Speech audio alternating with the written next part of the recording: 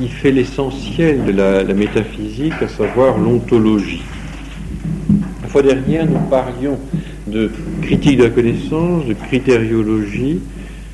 Je vous disais combien il est important, avant d'aborder les questions que nous allons voir ce soir, de bien évaluer les possibilités de notre intelligence lorsqu'elle s'efforce d'appréhender le réel. Je ne reviens pas sur cette question et j'introduis mon sujet tout simplement par le titre interrogatif que j'ai donné à cette conférence. Peut-on se passer de métaphysique ? Évidemment, des réponses affirmatives. Les positivistes disent on peut se passer de métaphysique. Les kantiens disent aussi on peut et même on doit se passer de métaphysique. Les disciples d'Auguste Comte, donc les positivistes, eux pensent que l'on doit se passer de métaphysique parce que en réalité, la métaphysique est dépassée, si j'ose dire. Vous connaissez la loi, n'est-ce pas, des trois âges. Eh bien, l'ère métaphysique est révolue. On doit entrer dans cette ère positiviste. Donc, il faut renvoyer la métaphysique aux accessoires des systèmes périmés. Les kantiens, eux, disent aussi il faut absolument se passer de métaphysique parce que la métaphysique est une illusion. La métaphysique repose sur la prétention vaine de l'intelligence qui consisterait pour cette intelligence à atteindre les choses en soi, l'essence des choses. Eh bien, cette prétention-là est tout à fait illégitime. On ne connaît pas les noumènes, on ne connaît pas l'essence des choses. Au fond, on ne connaît que les phénomènes, on ne peut pas aller au-delà, il n'y a pas de connaissance, donc métaphysique, au-delà de la physique. Mais si on voulait, et je vais en parler au cours de la soirée, mais si on voulait essayer de cerner d'un petit peu plus près cette question, peut-on se passer de métaphysique ? Il faudrait insister, je crois déjà, sur le mot se passer de, sur cette expression. Vous savez, en philosophie, lorsqu'on donne un sujet à un examen, on demande aux étudiants de cerner d'assez près les intitulés, le libellé, de faire attention. Se passer de, que ça signifie, c'est-à-dire qu'on peut vivre sans. C'est cela l'expression. Est-ce qu'on peut se passer d'air ? Non, parce qu'on ne peut pas vivre sans air. Est-ce qu'on peut se passer d'eau ? Non, on ne peut pas vivre sans eau. Ce sont des éléments vitaux. Dans la façon de poser cette question, il y a en filigrane est-ce qu'on peut dire la prétention, est-ce qu'il ne faudrait pas dire de façon moins ambitieuse, il y a en tout cas là, oui, la volonté de se demander si la métaphysique est un besoin vital dont on ne peut pas se passer. Alors il ne s'agit pas ici évidemment de la vie physique, de la vie matérielle, mais c'est est-ce que notre intelligence peut se passer de cette discipline ? Est-ce qu'elle peut vivre bien? Est-ce qu'elle peut fonctionner normalement sans métaphysique? Au fond, est-ce que la métaphysique a quelque chose d'accessoire? Est-ce que la métaphysique a quelque chose d'un peu gratuit? On prend ou on ne prend pas? Ça n'est pas indispensable, ce n'est pas véritablement nécessaire. Mais je voudrais, dans la première partie de cet exposé, essayer de montrer qu'on ne peut pas s'en passer. C'est-à-dire que la vie intellectuelle requiert nécessairement cette façon que l'on a d'appréhender le réel et qu'on appelle la métaphysique. Alors, bien sûr, je pourrais tout de suite vous dégoûter à tout jamais de métaphysique et vous inciter à penser qu'on peut s'en passer et que même On doit s'en passer, non pas pour les raisons énoncées par les positivistes à la suite d'Auguste Comte, non pas pour les raisons énoncées par les relativistes à la suite de Kant, mais tout simplement parce qu'il faut vivre et que, apparemment, la métaphysique rend la vie très, très désagréable. Alors, je vais essayer déjà, dans un premier temps, qui veut toujours piquer un petit peu l'attention, je vais essayer de vous dégoûter.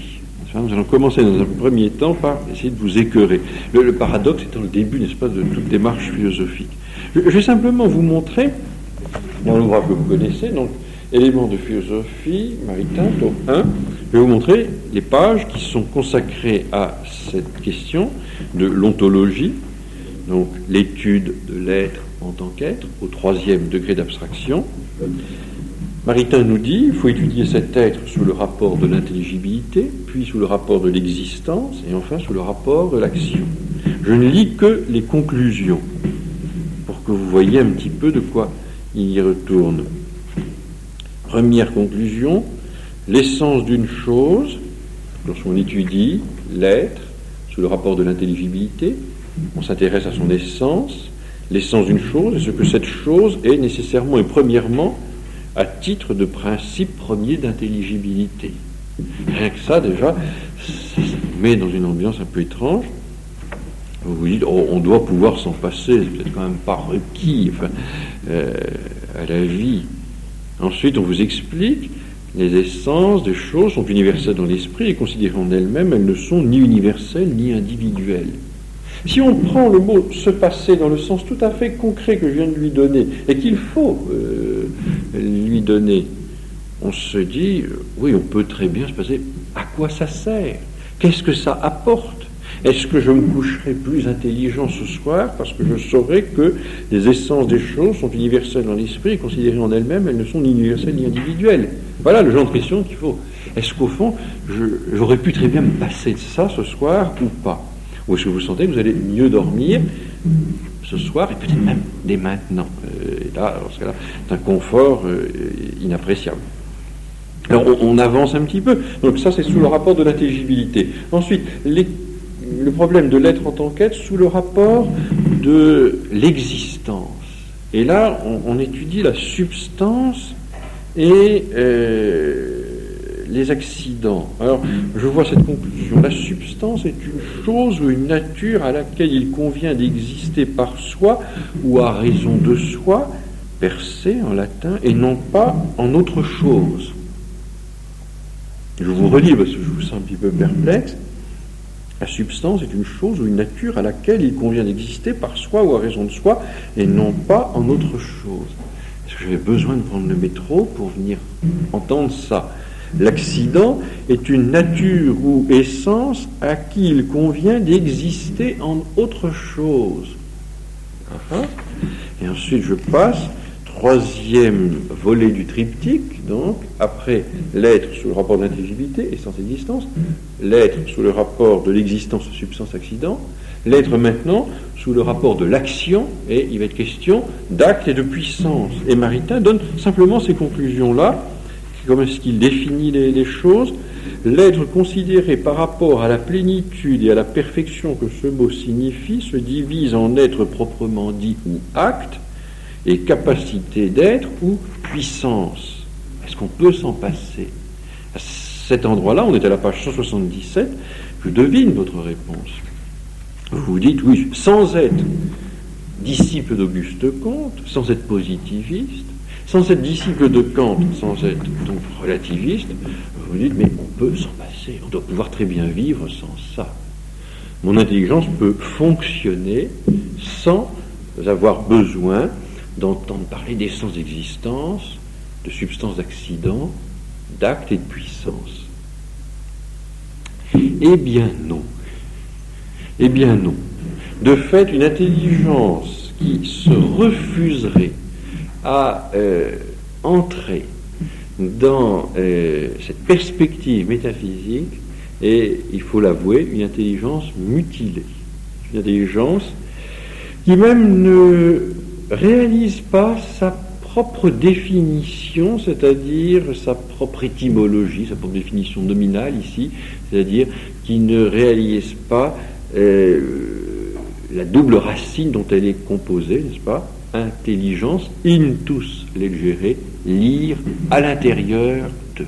Si vous reprenez avec moi ce qui, de prime abord, peut vous surprendre un petit peu, vous allez voir quelle est la démarche du métaphysicien. Le métaphysicien se dit qu'il y a, au-delà des accidents, justement, une substance. Il faut chercher ce qu'il y a sous ces accidents, ce qui se tient sous ces accidents, ce qui substate sous ce qui accidit, n'est-ce pas, ce qui se tient sous. Donc, intus lectio, on lit à l'intérieur, on va plus loin, on va plus profond. On ne veut pas rester à la surface des choses, on ne veut pas voir les choses sous leur aspect purement accidentel. On veut essayer de voir ces choses dans sa réalité substantielle. C'est donc, pour une intelligence, une preuve d'exigence. Elle ne se contente pas de la surface, elle en veut plus, elle en demande plus, donc elle fait de la métaphysique, elle va au-delà. Si vous regardez, ça c'était le deuxième aspect, c'est l'aspect le plus facile, le plus intéressant, mais si vous regardez maintenant la distinction essence-existence que l'on voit donc dans le premier volet du triptyque, lorsqu'on étudie l'être sous le rapport de l'intelligibilité. Ce que ça signifie, c'est très simple, c'est que pour avoir vraiment une compréhension satisfaisante d'un être, il faut atteindre l'essence de cet être, sa nature profonde. On ne peut pas se contenter de l'aspect existentiel des choses, il faut aller à l'aspect essentiel. Vous voyez, c'est la même démarche. Là encore, intus lectio. Là encore, une exigence intellectuelle. La volonté de ne pas en rester au plan phénoménal, accidentel, existentiel, atteindre la substance, l'essence des choses. Vous allez me dire, et le troisième aspect, ben oui, c'est que l'être, de fait, quand on le voit en mouvement, cet être, il est en puissance et il passe à l'acte. C'est-à-dire qu'on ne veut pas rester là aussi à une notion un petit peu trop superficielle des choses, au fond. C'est ça, le métaphysicien se défie de ce qui serait trop superficiel. Il veut voir en particulier dans ce mouvement, qu'est-ce qui demeure sous le mouvement, qu'est-ce qui change vraiment.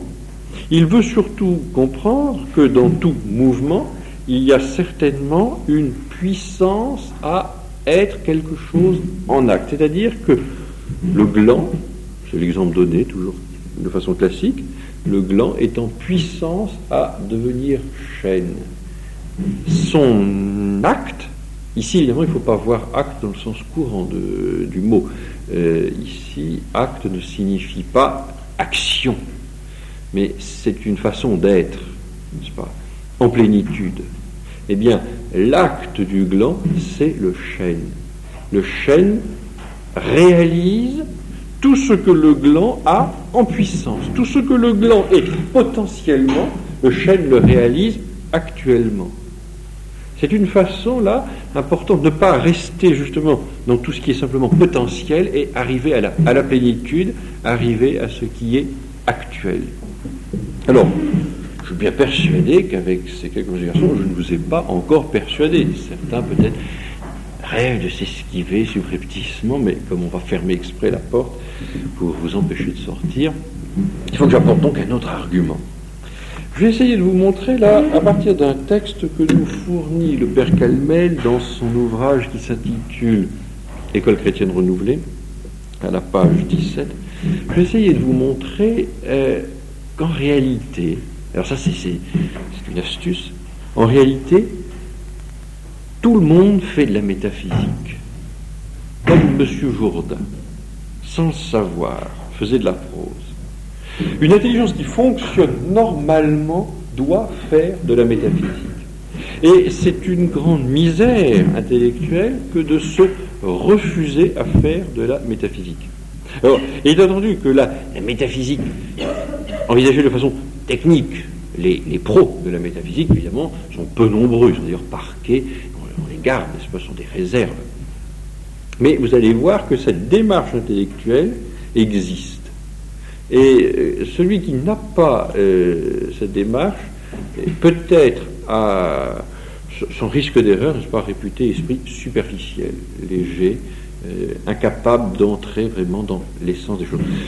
La définition de l'intelligence, n'est-ce pas, définition nominale, donc c'est intus legere, lire à l'intérieur d'eux. Ernest Hello, dans son ouvrage L'homme, dit l'intelligence, c'est la faculté de lire l'idée dans le fait. C'est-à-dire donc penser qu'un fait brut, un fait matériel, recèle un noyau intelligible, une idée, qu'il faut justement dégager. Ce que nous avions vu en psychologie, ce que nous avions vu à propos de l'abstraction. Bien, la démarche métaphysique, la démarche métaphysicienne, si vous voulez, c'est ça. C'est lire l'idée, dégager l'essence, aller à la substance, traquer la nature, au-delà des accidents, au-delà de l'aspect existentiel, au-delà de ce qui peut être simplement un phénomène. Alors, il va sans dire que les gens pensent que ça n'est pas possible, ou bien des gens comme Auguste Comte vous disent de toute façon c'est dépassé, il n'y a même pas à s'inquiéter, on en reparlera tout à l'heure. Ou alors vous avez des gens comme Kant qui disent ça n'est pas possible. Peu m'importe ces deux objections, on les verra tout à l'heure. Pour l'instant, essayons de voir, pour essayer de vous apprivoiser, vous acclimater un petit peu avec ce métaphysique qui fonctionne un peu comme un gros mot. Enfin, on se demande qu'est-ce que ça veut dire, qu'est-ce qu'il y a derrière. Essayons de voir que toute démarche intellectuelle honnête, exigeante est nécessairement métaphysicienne. Alors voici ce texte du Père Calmel. Le Père Calmel va montrer que dans une branche où vous ne l'attendez pas, on retrouve la métaphysique. Que dans un secteur d'activité où vous ne le soupçonniez pas, le métaphysicien est là embusqué. Dans une activité de notre esprit qui semblait tellement gratuite, tellement désintéressée, on doit voir un métaphysicien à l'œuvre. L'activité en question, c'est l'activité artistique, c'est l'activité littéraire surtout. Alors, on va lire ce texte, ensuite je vais essayer de vous donner deux ou trois exemples. Il n'est pas une grande œuvre littéraire, dit le Père Calmel, qui ne touche au métaphysique et même au théologique. Prenons cette phrase déjà. En littérature, il y a donc un point de contact avec la métaphysique. On pensait évidemment qu'il n'est pas plus léger, plus aérien, plus frais, n'est-ce pas, que la littérature. On doit pouvoir là se recréer, se retremper, se ressourcer, que sais-je. On ne fait sûrement pas de la métaphysique. Eh bien non, on en fait. Ça touche à la métaphysique, ça confine à la métaphysique. C'est le Père Calmel qui dit, et il aggrave son cas en disant même au théologique. Il n'y a pas une grande œuvre littéraire qui ne touche au métaphysique et même au théologique. Je veux donc dire par là que chaque fois que vous lisez, que vous appréciez, que vous entrez à l'intérieur d'une œuvre littéraire un peu puissante, je ne parle pas évidemment de Marguerite Duras et de François Sagan, vous touchez à du métaphysique, et peut-être même à du théologique. Non, dans les deux cas précités, il s'agit plutôt de pathologique, c'est autre chose. Mais c'est par intuition concrète qu'elle y touche. Voyez-vous, l'œuvre littéraire touche au métaphysique, touche au domaine de la métaphysique, touche au problème que soulève la métaphysique, mais par intuition concrète.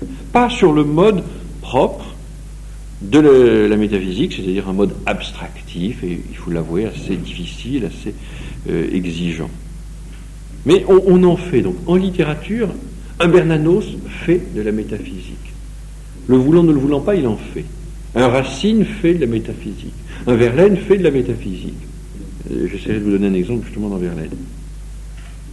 Il touche donc le littérateur à la métaphysique par intuition concrète, par évocation existentielle. Son rôle n'est pas de débrouiller les questions en elles-mêmes, de les analyser, de les organiser en synthèse. Ça, c'est justement pour les professionnels, donc les métaphysiciens en bleu de chauffe. la grande poésie, la grande littérature regorge de philosophie. Ça va plus loin, il y a un crescendo, si vous voulez. Tout à l'heure, je crois qu'elle met, à l'instant même, nous disait, la littérature touche au métaphysique, il y a un point de contact, et maintenant, il va plus loin, il nous dit, la littérature regorge de philosophie. Donc, au cœur même, c'est pas simplement un petit point de contact, non, c'est au cœur même de toute inspiration authentiquement poétique, il y a du métaphysique. Il y a de la métaphysique. Et alors, on commence à s'affoler, vous qui pensiez que la métaphysique était une maladie qui n'arrivait qu'aux autres, qui ne s'attrapait pas, qui n'était pas contagieuse. Là, on marche sur la métaphysique partout. La métaphysique partout, en littérature, Verlaine, Baudelaire, partout. Il y a la métaphysique, c'est effrayant.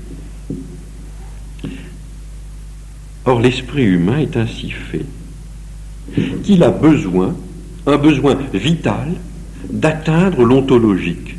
Non seulement par voie poétique et à travers une œuvre d'imagination, mais aussi en dégageant pour lui-même ce mystère de l'être. Voilà alors la phrase qui résume au fond toute cette conférence. Vous avez l'esprit humain, mu par un besoin vital, donc il ne peut pas s'en passer. C'est sa vie. S'il s'en dispense, il va peut-être vivoter, il survivra, mais il ne vivra pas intensément. Il a un besoin vital d'atteindre l'ontologique, donc l'être, l'essence des choses. Il a un besoin d'atteindre l'ontologique, mais pas simplement par voie poétique, pas de façon simplement allusive, pas par des évocations. Il faut qu'il atteigne l'ontologique par voie abstractive, c'est-à-dire en faisant vraiment de la métaphysique. Donc il y a place, après cette, comment dirais-je, initiation littéraire à la métaphysique, que nous allons essayer de faire ensemble dans un instant, il y a place pour la métaphysique proprement dite. Mais on peut très bien s'initier à la métaphysique, on peut s'initier à l'ontologique, c'est la même chose, par la littérature. Donc, à travers une œuvre d'imagination, il faut arriver à dégager ce mystère de l'être. Et alors, ce mystère de l'être, c'est effectivement ça. Qu'est-ce qui fait l'essence des choses? Quelle est la substance de ces choses qui nous entourent? Quelle est leur plénitude? Et là, je passe, pour marquer une petite pause, à un texte que j'utiliserai au cours de cette soirée, un texte de Louis Junier. Louis Junier écrivait en 1954, dans un livre, les lignes suivantes. On lui avait posé la question justement du rôle de la métaphysique aujourd'hui, qu'est-ce qu'on pouvait en faire. Eh bien, il montre les questions qui sont, à son avis, les questions métaphysiques par excellence. Et vous allez vous apercevoir qu'au fond, toutes ces questions-là sont abordées de façon peut-être justement simplement allusive par la poésie, par la littérature, mais ce sont bien ces questions-là qui sous-tendent toute œuvre littéraire un petit peu forte, un peu puissante. Quelles sont les questions? Quel rapport y a-t-il entre la pensée et le corps? Est-ce que la pensée n'est qu'une efflorescence de la matière? Est-ce que la pensée meurt avec le corps? Tous les auteurs, un Proust se demande cela, n'est-ce pas? Est-ce que l'on meurt avec son corps? Est-ce que sa pensée, est-ce qu'on se survit ou pas? Sommes-nous libres? Sommes-nous responsables de nos actes? On peut voir ça chez Gide, on peut voir ça chez quantité d'auteurs, n'est-ce pas? Est-ce que nous sommes responsables ou pas? L'acte gratuit ou pas? Plus généralement, la vie humaine a-t-elle un sens? On peut voir ça chez Sartre, on peut voir ça chez Camus. Le monde a-t-il en lui sa raison suffisante? Ou dépend-il dans son existence et son développement d'une intelligence supérieure? Est-ce que le monde s'explique par lui-même? Ou est-ce qu'il faut un horloger pour expliquer tout ça? Il est vrai, là vous le sentez vous-même, que rien que dans la façon de formuler ces questions, on a affaire à plus à un métaphysicien qu'à un poète. Évidemment, on ne voit pas vraiment un poète poser la question comme ça, toute go. Quel rapport y a-t-il entre la pensée et l'organisme? C'est une poésie un petit peu étrange. Le monde a-t-il en lui sa raison suffisante? Mais je pense par exemple à la prière de la fin de Maurras, où il se demande, n'est-ce pas, quel est le sens de son existence? Il se demande. Il voit, n'est-ce pas, son existence de façon un petit peu labyrinthique. Il dit, n'est-ce pas, Ariane me manque et je n'ai pas son fil. Il cherche. Ça, c'est de la poésie, sous la plume de Maurras, et c'est de la métaphysique en même temps. Le monde a-t-il en lui sa raison suffisante, ou dépend-il dans son existence et son développement d'une intelligence supérieure? Si celle-ci existe, pourquoi alors y a-t-il du mal dans l'univers? Et là, on retrouve Camus qui dit, je ne peux pas croire en l'existence d'un Dieu qui permet la mort des petits-enfants. Et pourquoi souffrons-nous? Et pourquoi est-ce que ce soir je vous fais souffrir? Qu'est-ce que le sadisme? Vous voyez, voilà des questions existentielles, mais essentielles aussi. Vous voyez? Alors, on peut, dit Junier, on peut les poser comme ça de façon philosophique, mais il faut savoir qu'elles sont toujours posées à des registres différents. Elles sont toujours posées dans toute œuvre qui fait appel, au fond, à l'esprit humain. L'esprit humain, quand il œuvre, quand il travaille, quand il fonctionne, se pose ces questions. Il ne peut pas s'empêcher de poser ces questions. Et alors, on verra, là, ça peut être un principe de discernement assez intéressant, une œuvre qui nous laisse un petit peu sur notre faim, et souvent, justement, une œuvre qui peut-être ne pose pas les vraies questions, qui ne va pas jusqu'au bout, qui reste un peu trop à la surface des choses. Une œuvre, justement, un petit peu trop légère, ne nous donnera pas grand-chose. Il y a des ouvrages desquels on ressort différents, autres, enrichis, parfois même convertis, parce qu'on sent que ça touche aux questions essentielles et existentielles. Et bien, ce sont des ouvrages qui font de la métaphysique. Des ouvrages qui même vont plus loin que la métaphysique, qui vont jusqu'au théologique. Ce sont des ouvrages où l'auteur manifeste son souci, justement, d'intus legere, de ne pas rester là, à la surface. Pourquoi? Même dans François Sagan, on pourrait y trouver à dose infinitésimale un peu de métaphysique. Mais pourquoi est-ce qu'il n'y a rien en général? Pourquoi est-ce que c'est incolore, inodore, sans saveur? Parce que, justement, c'est très, très superficiel, c'est très, très mondain, il n'y a pas grand-chose. Il faudrait creuser, il faudrait voir. Alors, vous allez me dire, oui, mais votre littérature métaphysique, ça doit être une littérature qu'on qualifierait plus proprement de soporifique. Non, je vais vous montrer, c'est pas du tout ça. Je vais essayer de vous donner un ou deux exemples.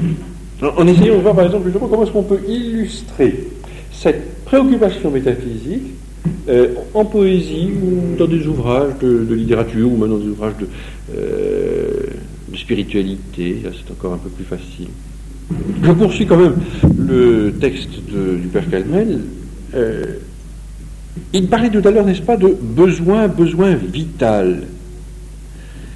Il pense donc qu'il faut maintenir cet appétit, qu'il faut même l'entretenir, qu'il faut toujours faire en sorte que l'intelligence garde cette exigence-là.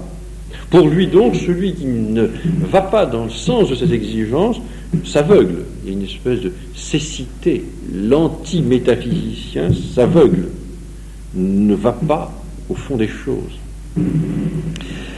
Et là, il précise comment dégager pour lui-même, sans recourir à l'abstraction, ce mystère de l'être. C'est pas possible.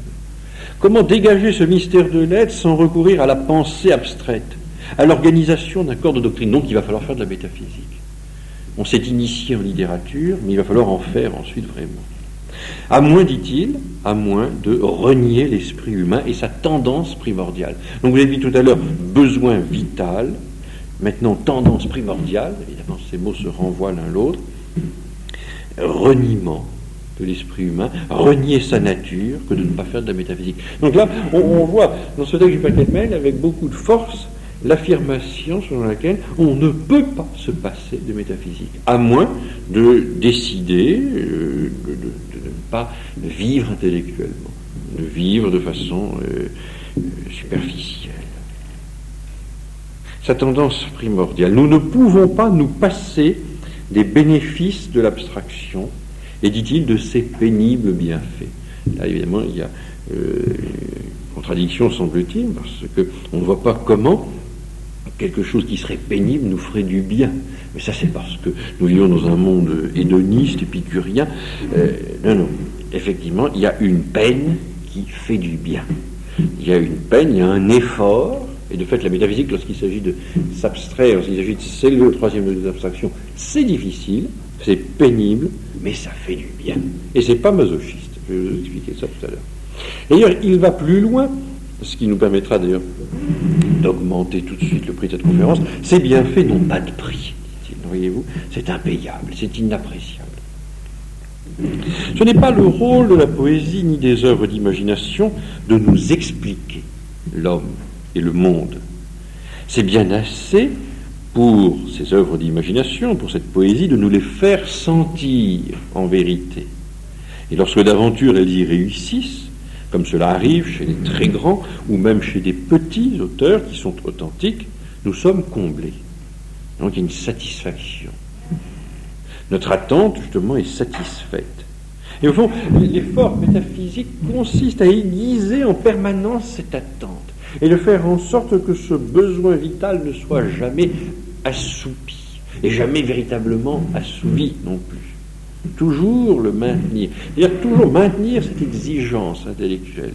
Toujours chercher l'essence des choses. C'est ce que l'on voit chez un Socrate. Pourquoi est-ce que Socrate se moque des sophistes? C'est parce que les sophistes ont tué en eux cette exigence-là. Ils sont justement relativistes, ce sont des pré-kantiens. Ils ont décidé qu'il n'y avait pas de vérité, qu'on ne pouvait pas atteindre l'essence des choses. Ils ont tué en eux cette exigence. Ils n'ont plus le goût de la vérité. Ils ont renié l'esprit humain dans sa constitution, dans sa structure, dans sa nature intime, ce reniement. Socrate le fustige, et il essaie de les sortir de cette situation catastrophique par l'ironie socratique, justement, leur montrer qu'ils croient savoir alors qu'ils ne savent pas en vérité. Il essaie aussi de les mettre sur la piste, justement, des essences, sur la piste des vraies natures. Et il montre qu'ils ne savent pas, parce qu'en réalité, ils ne font que connaître les choses à la surface. Il les oblige à traquer, à débusquer les essences, la nature. Socrate, n'est-ce pas, est le grand introducteur du safari aux essences. C'est lui qui est le premier à organiser ces choses-là. Et depuis, la chasse est toujours ouverte. C'est une quête permanente, qui peut être initiée, encore une fois, par la littérature. Alors, je termine. Lorsque d'aventure dont elles y réussissent, ces œuvres, comme cela arrive chez les très grands, même chez les petits, nous sommes comblés, notre attente est satisfaite. Satisfaite, du moins, à un certain plan. Mais ce plan n'est pas le seul. Il y a un autre plan, il y a un autre registre, qui est le registre proprement métaphysique. Les poètes nous ont fait deviner la vérité de l'univers et de l'homme. Cette vérité devinée, nous voulons encore en saisir la justification spéculative. C'est-à-dire que les devinettes, c'est bien gentil, mais on veut aller un peu plus loin. C'est cette vérité de l'univers et de l'homme, ce mystère de l'être, qui sont là, présentés de façon énigmatique, demandent à être saisis en plein. Et là, c'est le rôle de la métaphysique. Cette vérité devinée, nous voulons encore en saisir la justification spéculative, la dégager pour elle-même et la contempler en elle-même. Ici, dit le père Calmel, c'est aux philosophes et aux théologiens que nous devons nous adresser. Voilà comment il introduit cette métaphysique. Alors, prenons un ou deux petits exemples pour vous montrer qu'il y a, et c'est d'ailleurs c'est la bonne critique littéraire, c'est la critique littéraire par exemple d'un Massis, quand Massis travaille sur Gide, quand Massis travaille sur Proust, je viens de relire ça ce dimanche, l'étude de Massis sur Proust est une étude métaphysique, pas ennuyeuse, pas soporifique, mais exigeante. Il ne s'amuse pas, si vous voulez, à simplement repérer les effets de style, il ne s'amuse pas simplement à se laisser un petit peu fasciner par le chatoiement de la phrase proustienne, pour autant que cette phrase puisse vraiment chatoyer, mais il veut chercher au fond, au cœur. Qu'est-ce qu'il y a? Intus lectio, encore. Alors il cherche ce qu'il appelle le drame de Proust. Bon, son drame intime, je ne vais pas insister, ses rapports avec le monde, la façon dont il est obligé de travestir certaines choses, la façon dont il veut malgré tout se redonner une certaine pureté, une certaine virginité, il le voit, n'est-ce pas, à l'œuvre, dans la recherche du temps perdu. Alors, prenons, si vous voulez, j'ai pris exprès un texte de Verlaine parce que ce texte montre explicitement cette préoccupation métaphysique. C'est cet extrait de Sagesse, et là, c'est le poème qui s'intitule, du premier vers, n'est-ce pas, « L'âme antique était rude et vaine ». C'est intéressant parce que, justement, Verlaine veut montrer ce que l'art peut donner, ce que l'art peut exprimer, ce qu'il peut suggérer, ce qu'il peut évoquer. Mais comment il faut aller plus loin? Comment il faut aller sans cesser d'être poète, sans devenir brusquement un métaphysicien professionnel?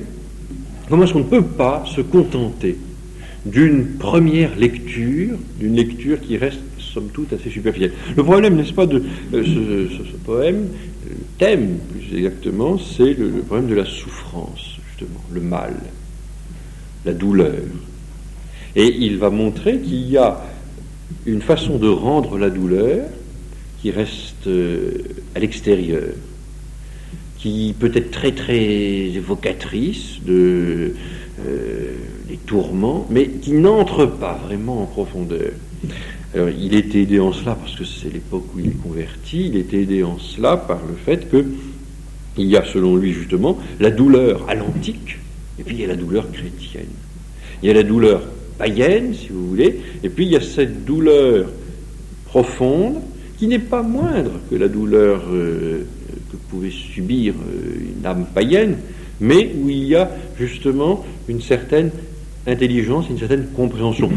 On sait très bien que, et là nous dépassons le stade simplement métaphysique, nous allons au-delà, nous allons même au stade théologique, on sait très bien que pour avoir une certaine intelligence de la souffrance, pour avoir une certaine compréhension de la douleur, il ne faut pas rester, n'est-ce pas, aux crispations, et ce qu'il va montrer là, de façon extrêmement suggestive, les visages qui se tordent, les yeux, n'est-ce pas, exorbités, ça ne suffit pas.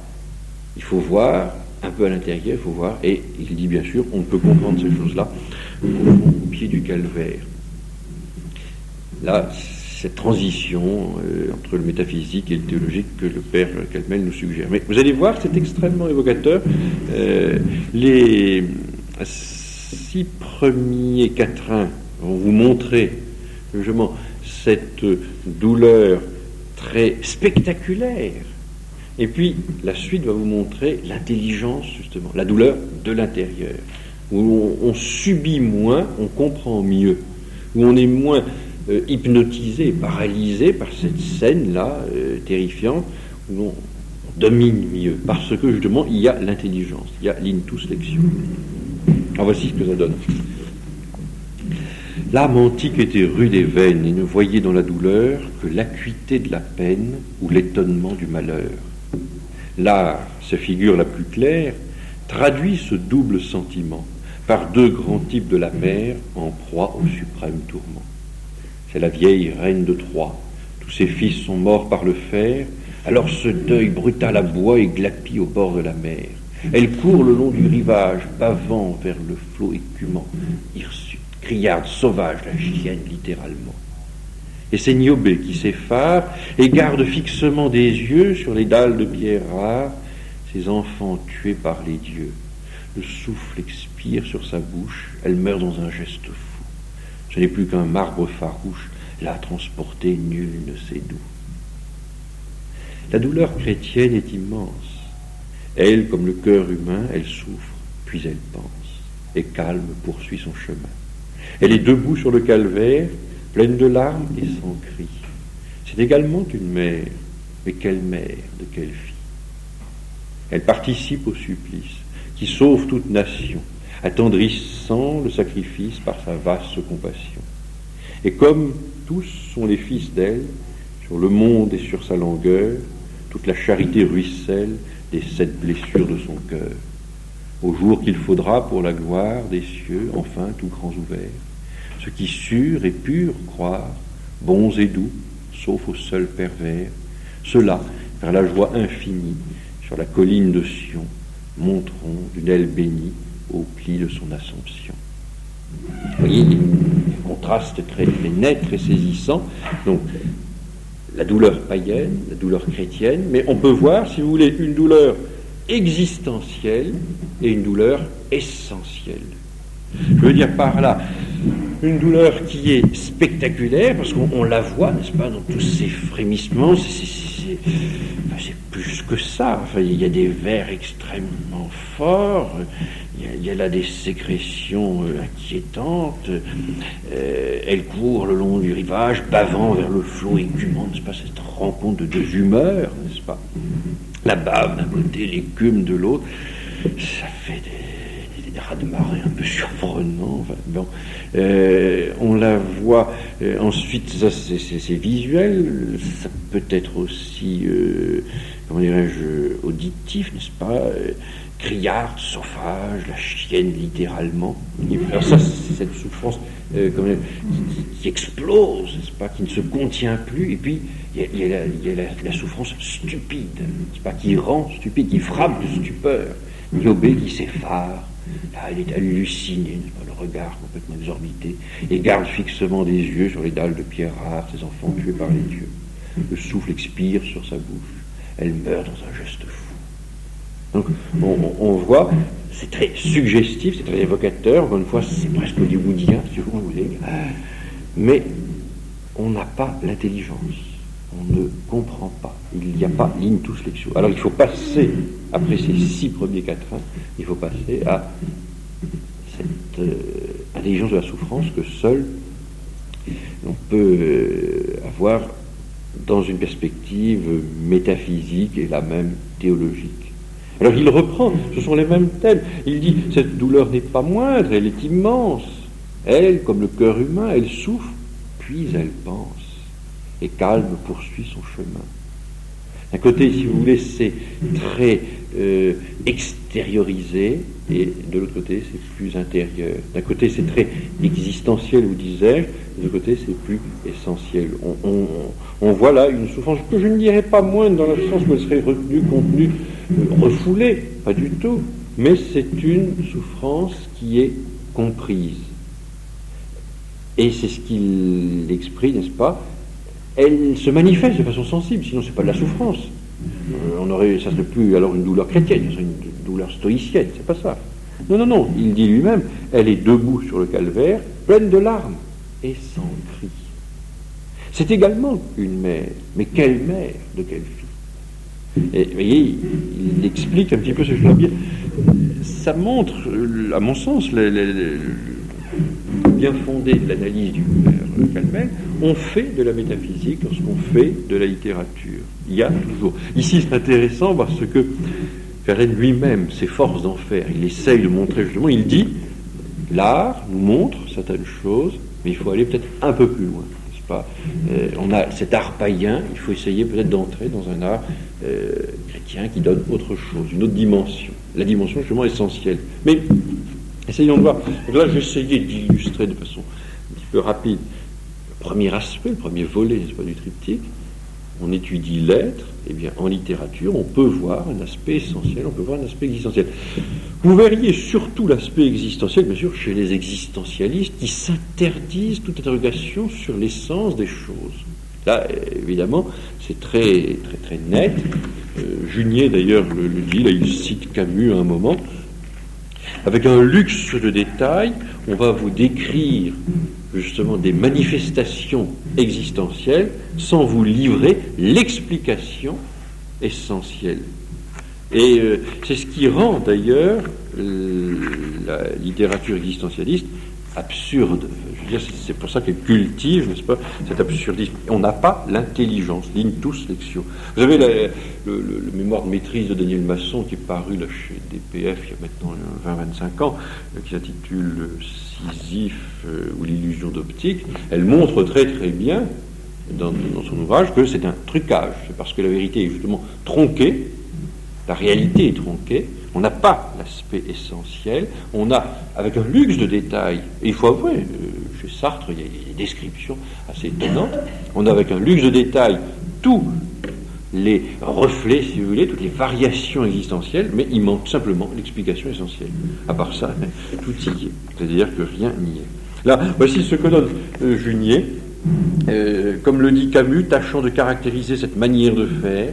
Le pétale de rose, la borne kilométrique ou la main humaine ont autant d'importance que l'amour, le désir ou les lois de la gravitation. Paradoxalement, tout est privilégié. Tout est privilégié parce que tout est nivelé. Justement, il n'y a plus ces deux registres, il n'y a plus le registre existentiel, le registre essentiel. Tout est sur un même plan. Alors évidemment, quand tout est sur un même plan, il n'y a plus de profondeur, il n'y a plus de densité, il n'y a plus de premier plan, deuxième plan, d'arrière-plan. C'est d'une platitude totale. Et ça, c'est fatal. Relisez la littérature existentialiste, surtout si vous avez des problèmes d'insomnie, ben vous verrez, c'est plat, fatalement. Et malgré tout, a contrario, cela fait de la métaphysique. Je dis bien, c'est de la métaphysique à rebours, c'est de la métaphysique en creux, c'est de la métaphysique qui, enseignant, est obligée quand même de s'affirmer. Donc, passons à un autre passage, si vous voulez, je ne vais pas quand même trop vous accabler, le deuxième aspect. Donc si on voit là l'aspect essentiel existentiel, on peut peut-être voir un petit peu l'aspect substantiel accidentel. Ces choses-là se renvoient l'une l'autre. Hein, d'ailleurs, en métaphysique, on passe souvent de la notion d'essence à la notion de substance, de la notion de nature à la notion de substance. C'est toujours, n'est-ce pas, ce qu'il y a au fond, ce que l'on cherche. Alors là, cette fois-ci, je ne vais pas prendre dans un ouvrage littéraire, je vais prendre tout simplement dans un ouvrage de spiritualité que vous connaissez tous, Amour et silence par un Chartreux. Et c'est le sermon sur l'exaltation de la Sainte Croix.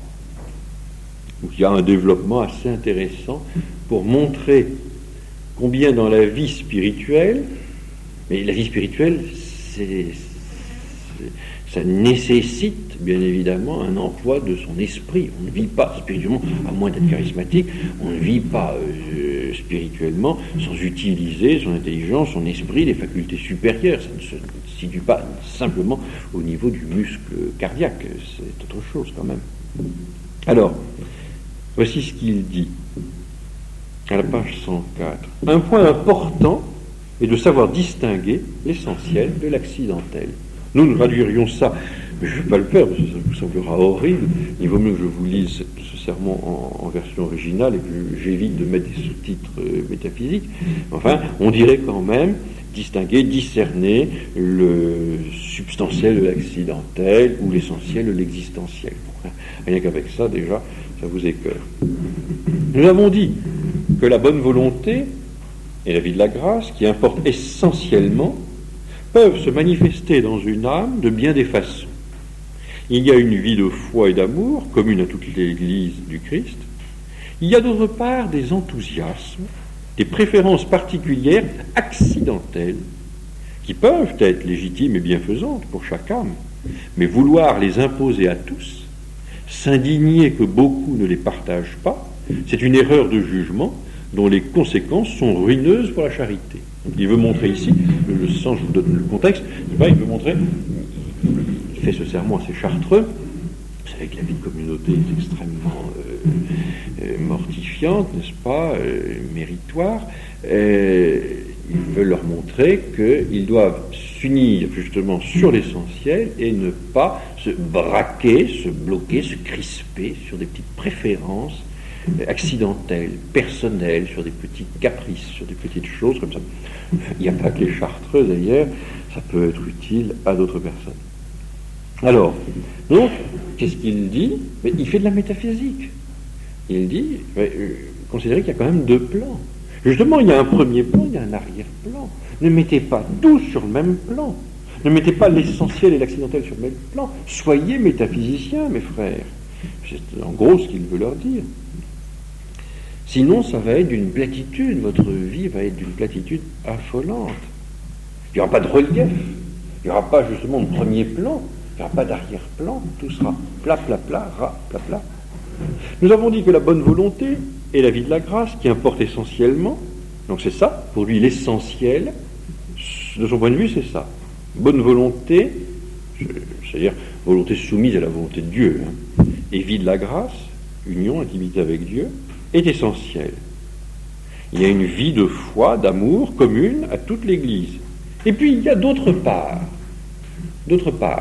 c'est autre chose, des enthousiasmes, des préférences particulières et pas universelles, accidentelles et pas substantielles, pas essentielles, dont on ne nie pas la légitimité intrinsèque ou la bienfaisance pour chaque âme, mais qu'on ne peut pas universaliser, on ne peut pas faire de l'accidentel un substantiel, et on ne peut pas faire d'un particulier un universel. C'est d'ailleurs ça, c'est certainement le secret de toute paix intérieure, de toute paix en communauté, c'est de ne pas transformer un relatif en absolu, un accidentel en un essentiel. Mais ça, c'est une démarche qui présuppose une analyse métaphysique. Voyez comment ce deuxième point, ce deuxième volet du triptyque n'est pas du tout quelque chose de soporifique. Vous vous disiez au début, mais ça n'a aucun intérêt, la métaphysique. Et là, nous apercevons que si, ça a un intérêt. Non seulement en littérature, mais même pour notre vie intérieure, cela peut nous aider grandement. Pour notre équilibre même psychologique, ça peut être très très important. Savoir discerner, distinguer les plans. Alors il dit, c'est une erreur de jugement, dont les conséquences sont ruineuses pour la charité.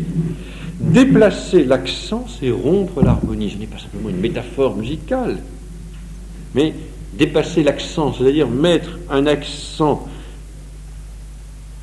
substantiel, si j'ose dire, sur une réalité accidentelle, c'est-à-dire doter quelque chose d'accidentel d'une portée, d'une valeur essentielle, c'est rompre l'harmonie, c'est déséquilibrer.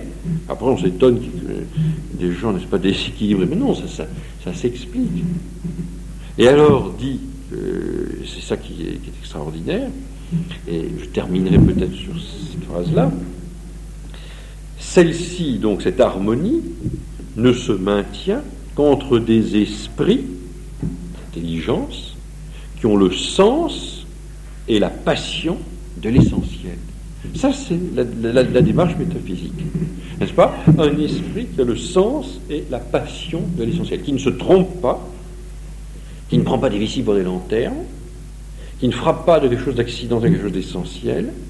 Mais, alors il le dit bien, ici, n'est-ce pas? Le sens et la passion. Vous retrouvez, comme moi, des expressions qui appartiennent, n'est-ce pas, au même registre que celui auquel nous avait habitué déjà le Père Calmel. Sens et passion de l'essentiel, besoin vital d'atteindre l'ontologique, tendance primordiale à l'essence, c'est pas des choses. Là, lui parle de sens et passion de l'essentiel. Vous allez me dire, mais alors, bon, vous avez parlé du premier volet, on voit un petit peu comment le fait, chez un auteur, on distingue l'existentiel de l'essentiel. Ici, on voit chez un autre auteur comment est-ce qu'on distingue justement l'accidentel de l'essentiel, du substantiel.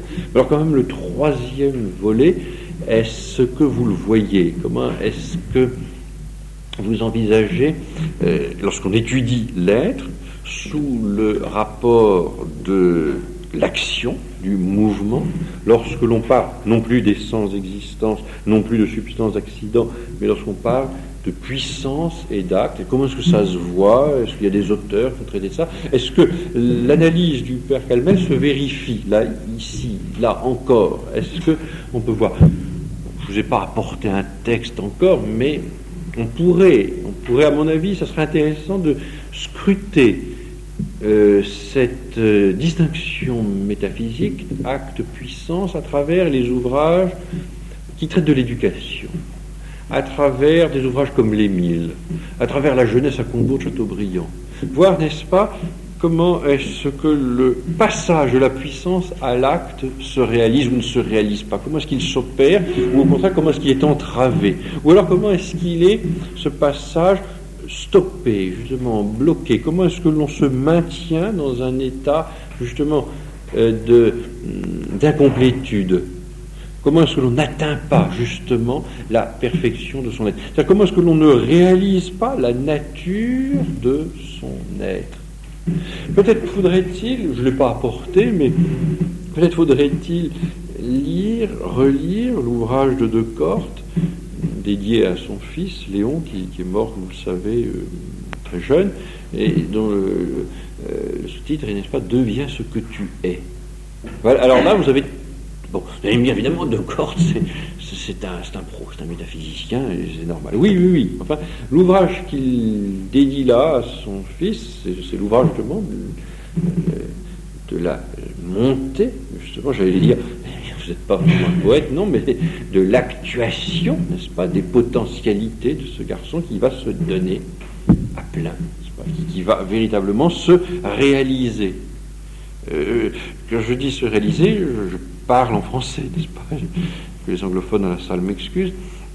Mais c'est vrai, les Anglais, n'est-ce pas, disent réaliser, realize, pour dire penser, n'est-ce pas? Alors les Français qui parlent moins bien le français maintenant, vous disent, ah oui, je réalise. Ça veut dire simplement, je pense. Je réalise ce que vous dites, je pense. Non. En français, réaliser, ça veut dire rendre réel. Réaliser, ça veut dire donc actuer, faire passer vraiment ce qui est potentiel à l'actualité. N'est-ce pas? Le chêne, n'est-ce pas, c'est la réalisation, c'est l'actuation du gland. Il faut voir les choses là de façon ontologique et non pas de façon psychologique ou idéaliste ou angliciste, ce qui est à peu près la même chose. Donc il faut peut-être pourriez-vous relire ça. Voyez, essayez, si vous vous intéressez à la métaphysique, parce que moi j'aimerais bien réactiver en vous ces tendances primordiales que le Père Kelmel nous dit être essentiel. J'aimerais bien que vous sentiez ce besoin vital, que vous vous disiez même ce soir, au fond, comment ai-je pu vivre? Je ne vivais pas, je croyais vivre et ne vivais pas, puisque je ne faisais pas de la métaphysique. Je voudrais donc que vous en fassiez, à partir de ce soir, n'est-ce pas, vous plongiez dans un livre en disant absolument que j'en fasse. Eh bien, si vous en faites, vous relisez des ouvrages que vous avez déjà lus. Lisez les livres aux enfants de Summerhill, par exemple. Là, voilà un traité d'éducation, typiquement rousseauiste, matiné de freudisme.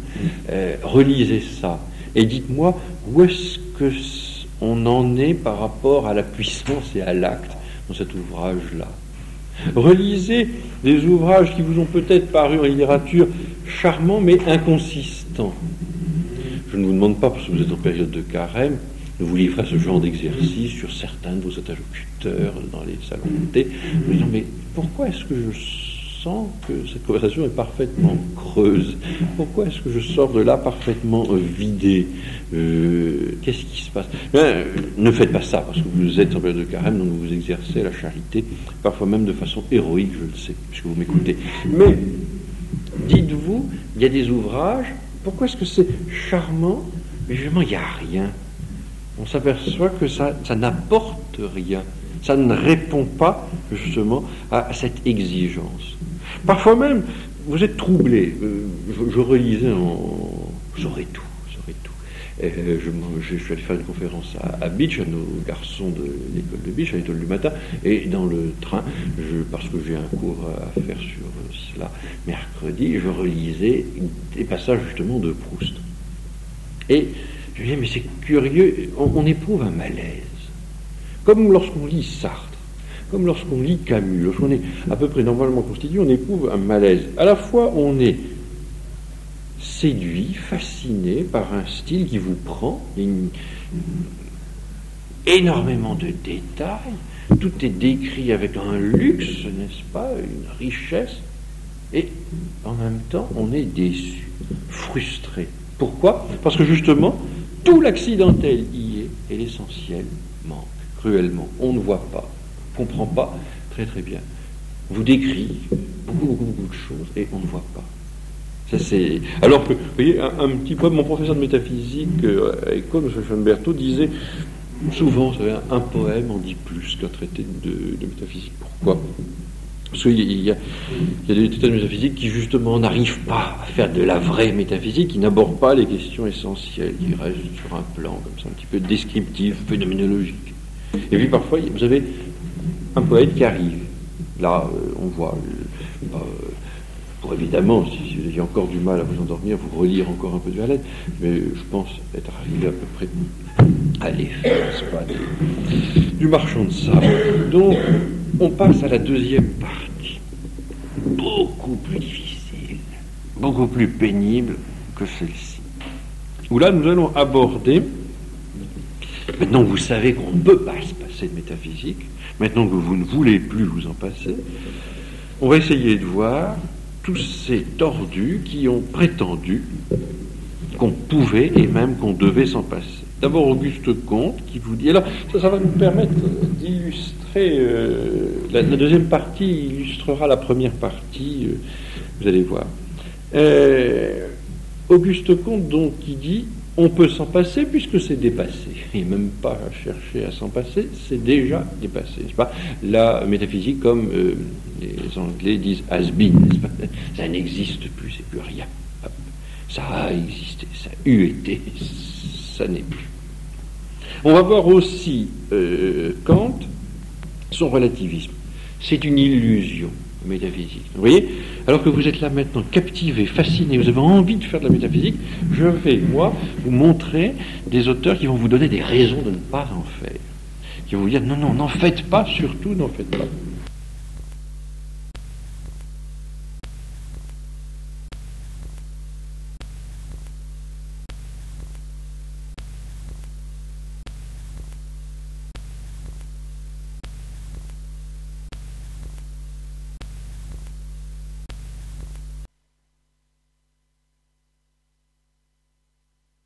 On considère donc que la métaphysique est une aberration passagère de l'esprit humain, liée à un infantilisme dont il a du mal à s'affranchir.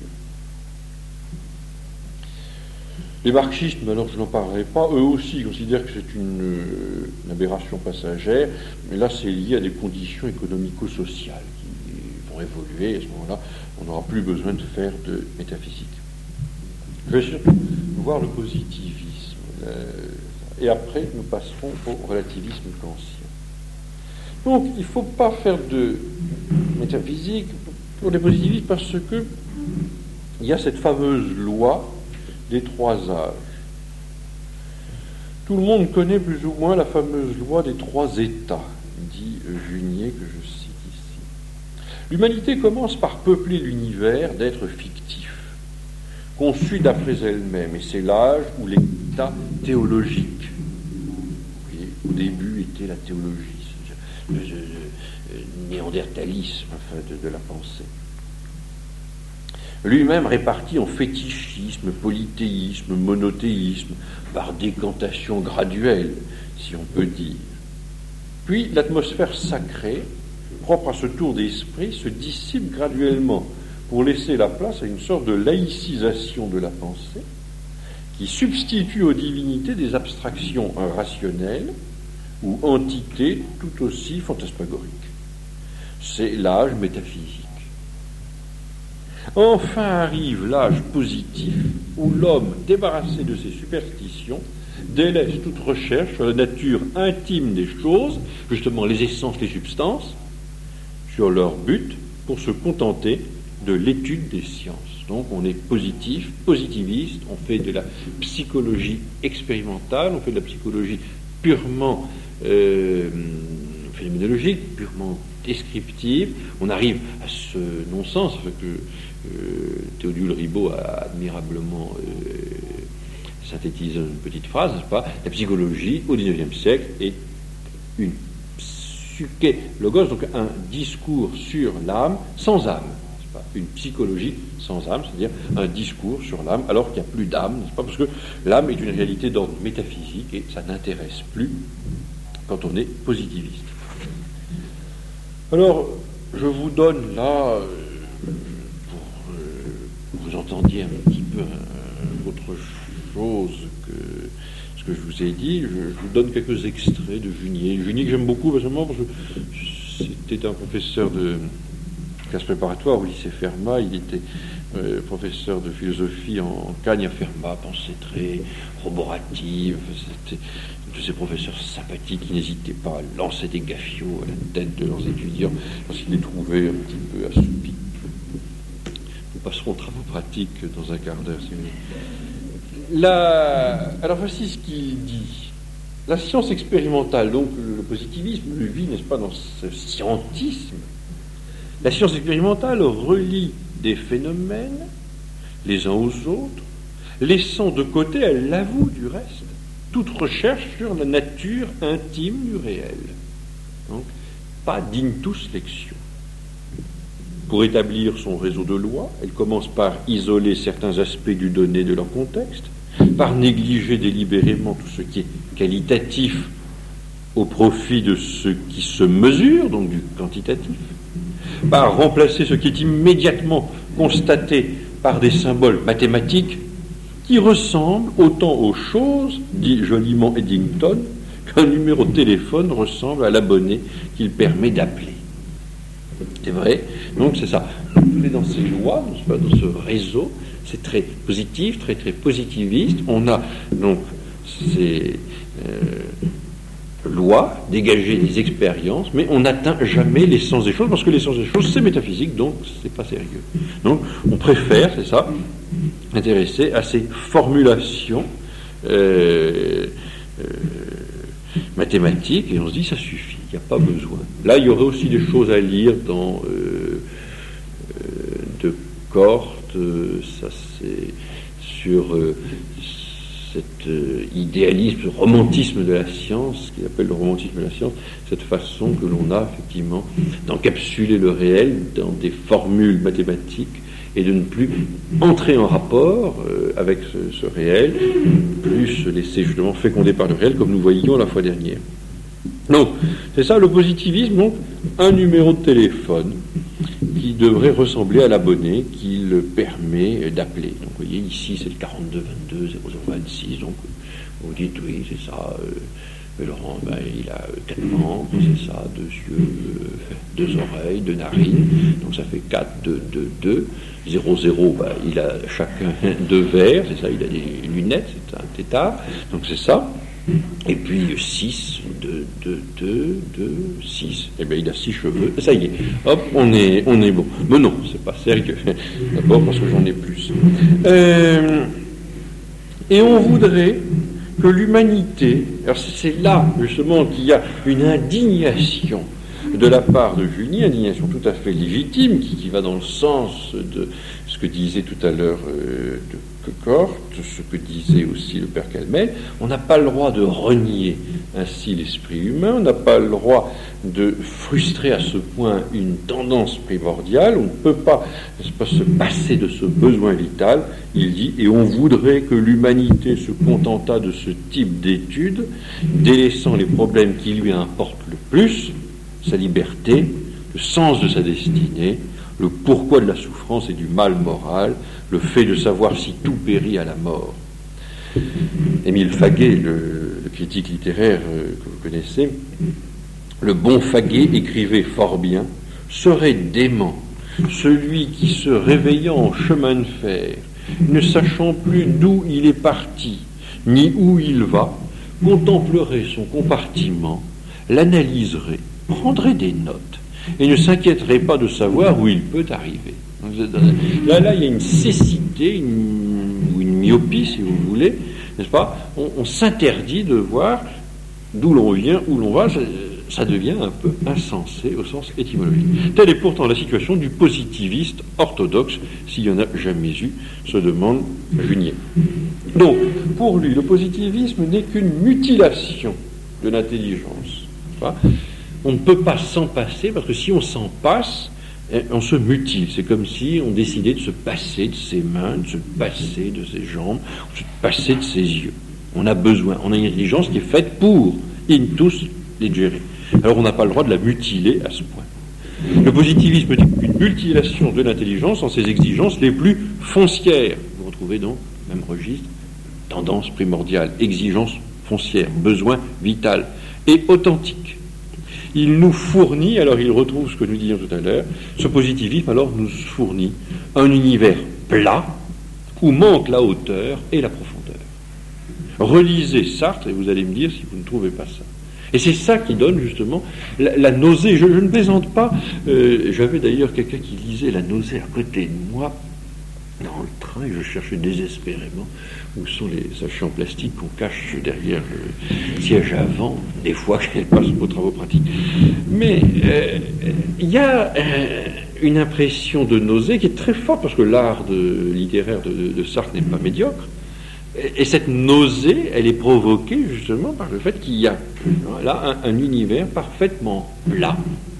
Enfin, il y a un malaise. On ne peut pas ne pas lire sans ce malaise. Ou alors, il faut n'avoir aucune exigence intellectuelle. Lisez d'ailleurs à ce sujet, si vous voulez, Daniel Masson, c'est très bien. Alors ensuite, on passe, et ça sera plus difficile, là c'est plus exigeant, à Kant, le relativisme kantien. Donc Kant dit il ne faut pas faire de métaphysique, c'est interdit. Pourquoi? Il ne faut pas en faire parce que c'est une illusion. Vous dites que c'est une exigence, vous dites que c'est un besoin vital, vous dites que c'est une tendance primordiale, eh bien moi je vous dis, c'est une chimère. Alors il le dit avec l'accent allemand, bien sûr. Une grosse chimère, voyez. Il ne faut pas tomber dans cette illusion-là. Et Junier va expliquer comment on arrive à prendre cette tendance primordiale, ce besoin vital pour une illusion. Ça, on n'y arrive pas tout de suite. D'ailleurs, assez spontanément, nous sommes métaphysiciens. Je vous disais que lorsque nous lisons et que nous apprécions et que nous goûtons une œuvre littéraire forte, nous faisons de la métaphysique, à la suite du père Calmel. L'enfant est spontanément métaphysicien. L'enfant qui pose toujours la question du qu'est-ce que c'est, du pourquoi des choses. L'enfant qui, au fond, pose la question de la quiddité, n'est-ce pas, la quiditas. Quand on a, évidemment, un enfant doué, comme saint Thomas d'Aquin, lui pose tout de suite la bonne question. À 5 ans, qu'est-ce que Dieu? C'est bien. Si, mesdemoiselles, vous gardez des enfants et qu'ils vous posent cette question à l'âge de 5 ans, vous pouvez les dispenser du baccalauréat et les inscrire immédiatement à l'Institut. Ces enfants-là nous intéressent. Ou alors l'enfant a spontanément la connaissance du principe d'identité, du principe de non-contradiction. Un enfant sait très très bien que lorsque vous lui dites « va donc voir à la cuisine si j'y suis », il va très bien. Alors si cet enfant vous dit « mais voyons, une chose ne peut pas être et n'être pas en même temps sous le même rapport », là, vous nous l'envoyez aussi, nous avons ce qu'il lui faut. Qui ne perd pas son temps dans des boîtes secondaires, genre château ou beach, qui viennent tout de suite à l'essentiel et qui ne s'amusent pas, qui ne musardent pas avec ces accidents de parcours que sont les établissements secondaires. Alors, tout de suite le supérieur. Bien. Le relativisme kantien n'est pas la démarche spontanée. Donc, on arrive à cela après quelques sinuosité, quelques méandres, quelques torsions, quelques distorsions, une gymnastique, une espèce d'acrobatie mentale. Et voici les exercices tels qu'ils sont décrits par Junier. Comment est-ce que Kant est arrivé à cela? On retrouvera des choses, c'est normal parce que tout se tient, n'est-ce pas, en philosophie, on va retrouver des choses que nous avons vues déjà en critériologie la fois dernière, un peu en psychologie, et également en logique. Donc tout ça vous fera une bonne grande révision avant les interrogations écrites de 9h moins le quart. Constructivisme, voilà le mot employé par Descartes, repris par Junier. Le système kantien est un système constructiviste. Qu'est-ce que ça signifie? Ça signifie qu'il ne prend pas l'objet tel qu'il est, donc il ne va pas chercher à intus legere, il ne va pas chercher à lire à l'intérieur de cet objet. Pourquoi? Mais parce que tout simplement, il pense qu'il n'y a rien à scruter, il n'y a rien à lire à l'intérieur, il faut fourrer dedans, il faut mettre dedans. Expliquons-nous de façon un peu plus académique, si vous voulez bien. Le système kantien considère que nous sommes en rapport avec des phénomènes, nous sommes en rapport avec des choses, n'est-ce pas, qui nous entourent, mais dont nous ne connaissons, n'est-ce pas, que l'aspect phénoménal. Descartes dit ceci: l'existence réelle du monde extérieur, dont le premier kantisme n'est pas nié, mais l'on professe dans ce système que nous ne saisissons que des phénomènes structurés par les fameuses formes a priori de la sensibilité, l'espace et le temps, et les catégories de l'entendement, le concept de causalité, le concept de substance. Vous comprenez bien, ces formes a priori de la sensibilité ou ces catégories de l'entendement viennent du sujet. C'est le sujet, n'est-ce pas, qui les applique à l'objet. À la différence de l'abstraction aristotélico-thomiste, à la différence de l'abstraction réaliste, on ne tire pas l'essence de la chose, on ne l'en extrait pas, on ne l'abstrait pas, on l'y met. On met le principe d'intelligibilité, on voit le principe d'intelligibilité transiter du sujet à l'objet. Ce qui rend intelligible l'objet, ce sont ces formes, a priori, ce sont ces catégories que le sujet, n'est-ce pas, plaque, applique sur l'objet. Donc il n'y a rien à chercher, circuler, il n'y a rien à voir, il n'y a pas de noumène à dégager, les noumènes sont inconnaissables. Si vous voulez penser, si vous voulez comprendre, si vous voulez avoir une connaissance des choses, mettez-y au plan sensible vos formes a priori de la sensibilité, l'espace et le temps, mettez-y au plan de l'entendement, donc au plan intellectuel, vos catégories a priori, là vous comprendrez quelque chose, mais ne cherchez pas à tirer quelque chose. Donc il n'y a pas donc à lire à l'intérieur d'eux. On intus legit pas. On intus legere pas, on ne lit pas à l'intérieur. Pourquoi? Parce qu'il n'y a rien à lire à l'intérieur, c'est pas connaissable. Il faut mettre dedans. Et c'est cela que Descartes appelait le constructivisme, c'est-à-dire que l'on structure, que l'on construit l'objet, on le rend intelligible. Ça, voici ce que dit Junier.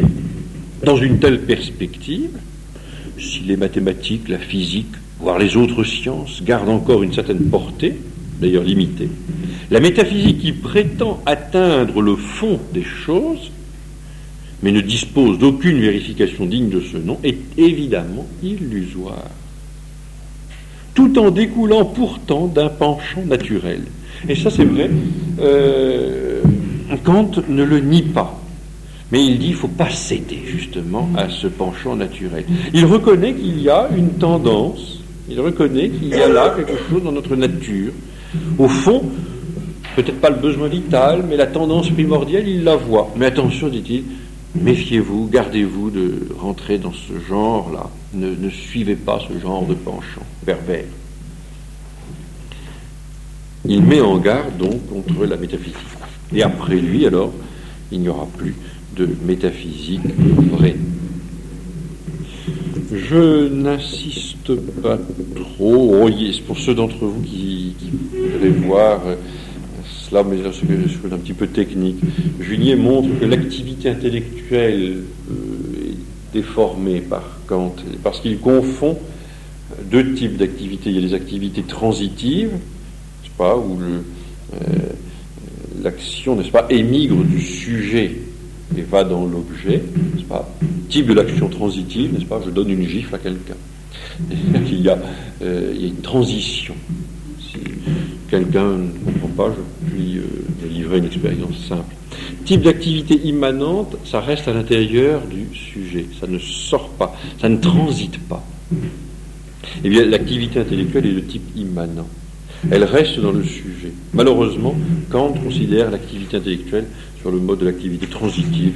Si ça vous intéresse, vous trouverez ça dans cet article de 1954 qui est paru dans la revue L'Ordre français, le numéro consacré à Louis Junier, et ça se trouve dans aux pages 62. Malheureusement, c'est un numéro épuisé, mais si vous souhaitez, je vous passerai des photocopies. Alors, autre petite remarque que je fais, parce qu'il est intéressant non pas de s'acharner sur Kant, on ne tire pas sur les ambulances, mais il est intéressant de voir quand même, parce que le kantisme a eu une grande influence par la suite.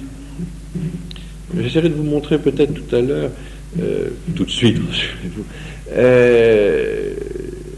l'influence du kantisme, non pas tant au niveau de la pensée spéculative qu'au niveau de la pensée pratique, c'est-à-dire au niveau moral, beaucoup plus qu'au niveau métaphysique. Nous allons voir en conclusion, n'est-ce pas, les rapports entre la métaphysique et la morale, la métaphysique et la religion et la foi. Là, vous verrez. Alors, il est intéressant de terminer là, dans ces considérations sur la pensée spéculative. Il est intéressant de voir un peu pardon, une des grandes erreurs du système kantien. Kant, n'est-ce pas, oppose, ou plus exactement distingue les jugements de perception et les jugements d'expérience. Pour lui, le jugement de perception, c'est celui qui résulte d'une impression purement individuelle. On perçoit cet individuel-là. Tandis que le jugement d'expérience, pour lui, est encadré justement par l'armature logique des catégories. Le jugement, donc, pour lui, jugement de perception, va être un jugement individuel, donc subjectif. En revanche, dit-il, ce jugement d'expérience, parce qu'il est encadré par toute l'armature logique des catégories de l'entendement, constitue a priori dans notre esprit. Ce jugement-là est objectif. C'est énorme, c'est colossal, avec un cas. Mais oui, parce que ça fait sortir l'objectivité de ces catégories a priori, de ces catégories mentales, donc de ces catégories subjectives. Là, il faut le lire, on n'en croit pas ses yeux, on se pince. Il faut lire ça à la page 81.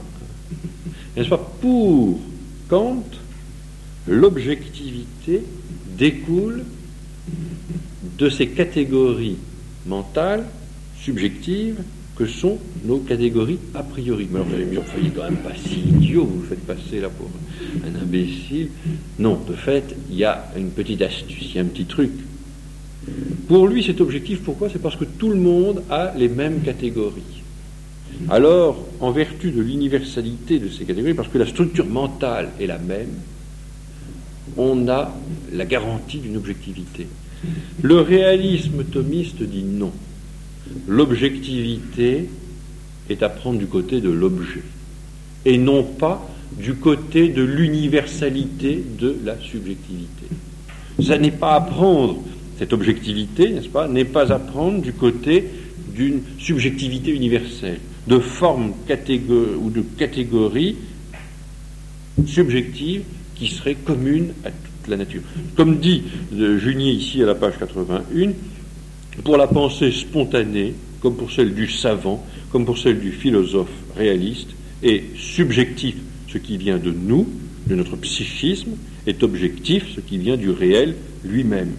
Et c'est pas parce que Kant dit que ces lois, ces catégories a priori subjectives sont universelles que ça va devenir, c'est pas qu'on va transformer par je ne sais quel tour de passe-passe, quel tour de magie ou de sorcellerie, je ne sais pas pourquoi ça va devenir brusquement objectif. Il est objectif, dit-il, en ce sens que ce jugement d'expérience donc est valable pour tous les hommes, tous ayant même structure mentale pour l'essentiel, c'est tout. Mais pour la raison spontanée, pour le réalisme scientifique, pour la philosophie traditionnelle, ce ne sera jamais que du subjectif étendu à tout le genre humain, rien qui ressemble à une objectivité véritable. Donc, vous pourrez, si vous voulez, relire cela.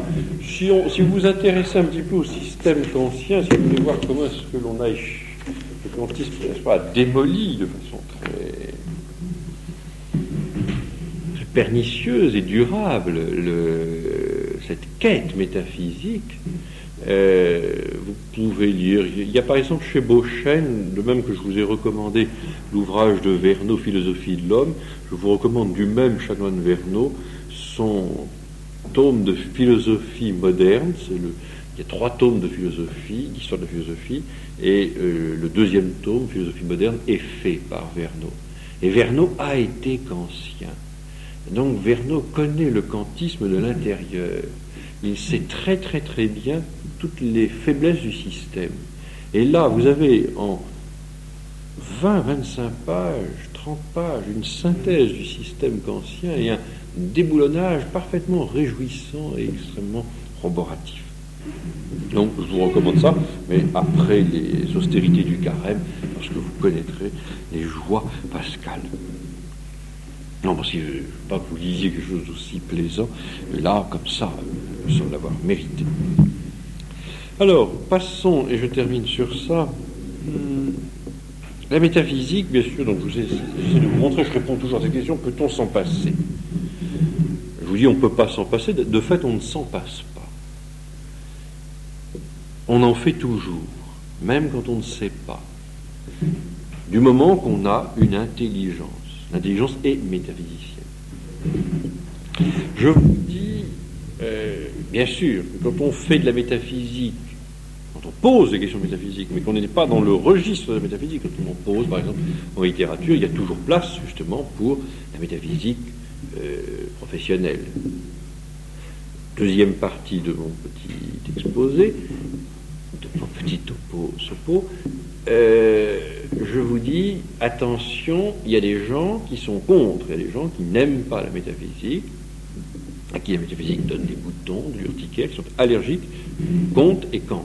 Ce n'est pas un jeu de mots, il s'appelle comme ça, on croit rêver. Troisième aspect, plus rapide, alors, on ne peut pas s'en passer. Il y en a qui veulent s'en passer. Retour à la question, est-ce qu'on peut s'en passer quand on met la métaphysique en rapport avec 2 autres disciplines qui, alors elles, sont très importantes, la morale et la religion? Est-ce que l'on peut dire que l'on a une vraie morale sans principe métaphysique? Parce que, bon, vous pouvez vous dire, tout, c'est bien gentil, mais la métaphysique, ça ne m'intéresse pas. Moi, du moment que je vis bien, c'est-à-dire moralement, j'ai une existence conforme au décalogue, conforme à la théologie morale, ça me suffit. Après tout, on ne sera pas jugé sur plus que ça. C'est pas si sûr. Vous pouvez aussi vous dire, mais moi, du moment que j'ai la foi catholique, j'ai pas besoin de faire de métaphysique. Il y a la science, il y a la foi, la métaphysique. Qu'est-ce qu'on en a besoin? Pourquoi est-ce qu'il faut mettre ça en plus? Donc, j'ai ma foi, je vis ma foi. Je n'ai pas besoin de faire de métaphysique, je m'en passe. Et bien, là aussi, c'est pas si sûr qu'on puisse s'en passer. Alors, premièrement, rapport entre la métaphysique et la morale.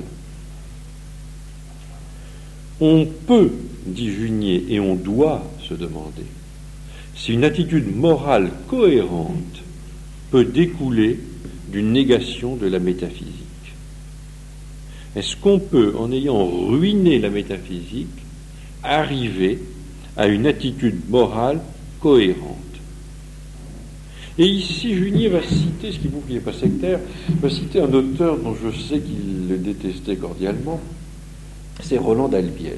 Roland d'Albiez, qui a commis un ouvrage, c'était sa thèse d'ailleurs, sur Freud, où il distinguait entre la doctrine freudienne et la méthode freudienne. Il disait la doctrine non, et la méthode oui, comme l'eau ferrugineuse.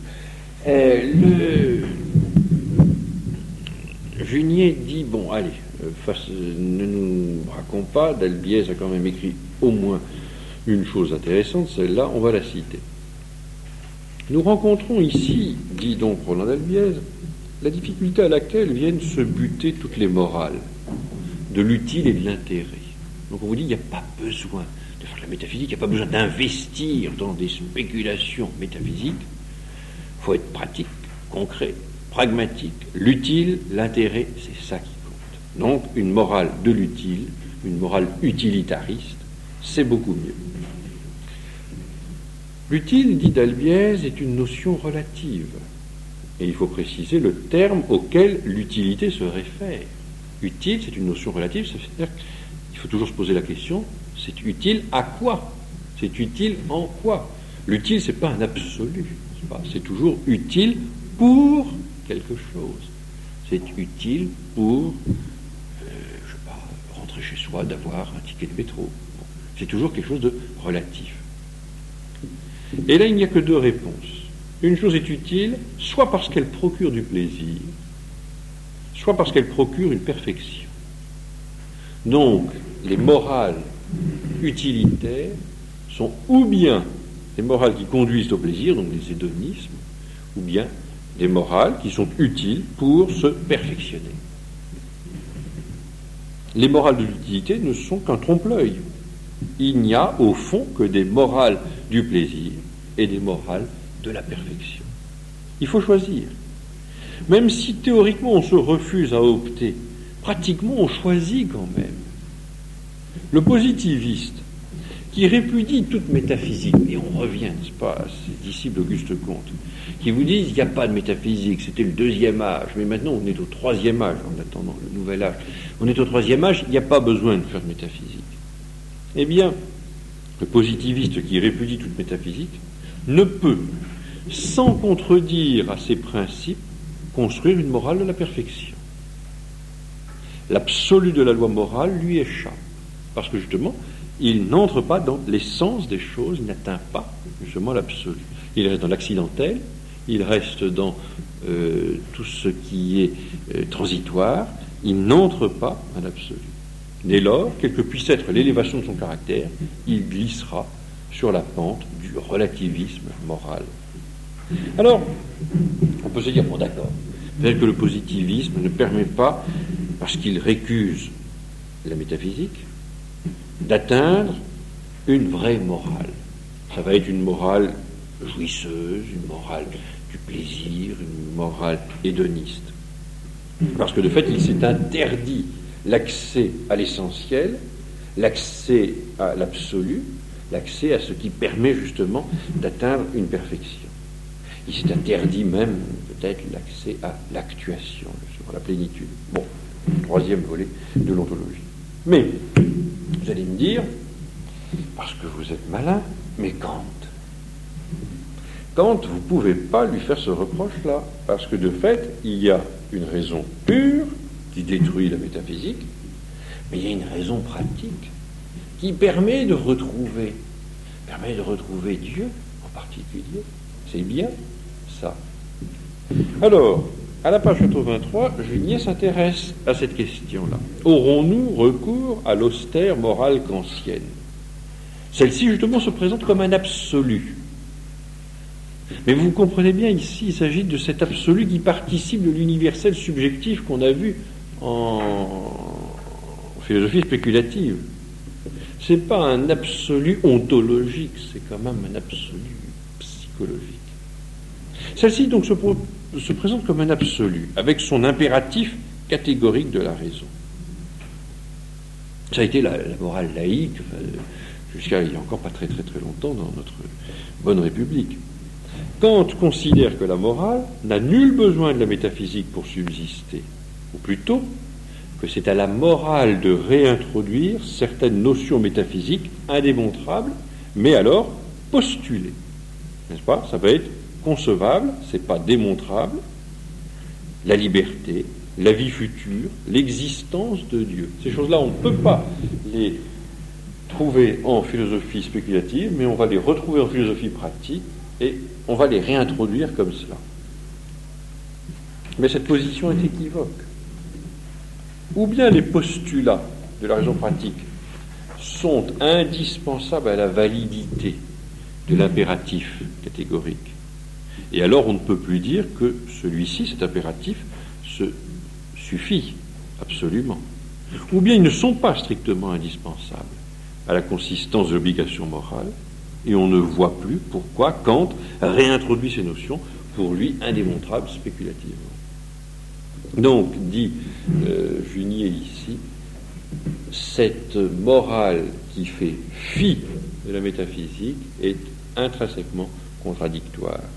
Elle repose, n'est-ce pas, sur ce qu'il appelle, dans un doux euphémisme, une équivoque, et qu'il faut appeler de son vrai nom, n'est-ce pas, une contradiction.